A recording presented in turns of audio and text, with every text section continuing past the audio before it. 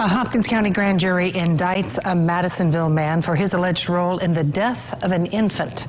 22-year-old Brandon Morse is charged with a reckless homicide in connection with the death of a 4-month-old. Police say Morse was sleeping with the child in bed with him. Eyewitness News' Mike Pickett is in Madisonville with the latest. Madisonville police say the incident happened back on April 7th when the baby was found unresponsive at a home here at the Elk Creek Mobile Home Park.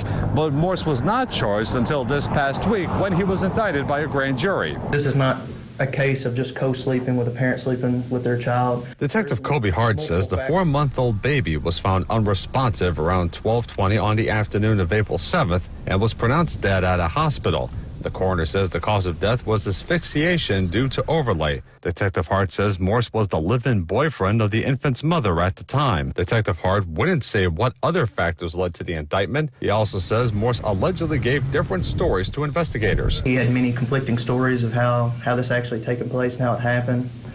But ultimately, he finally disclosed with officers that he was, when he woke up, he was actually on top of the child, which ultimately caused the child's death. Detective Hart says Morse told them he took a sleeping aid before falling asleep that day, and Morse told them it happened before. He disclosed to investigators that approximately a month prior, he was sleeping with the child and something very similar had happened, but he caught himself before anything bad had happened. Morse was arrested at a home on Hall Street after his indictment. And you always hear these stories and you never think that it's going to be anywhere around you.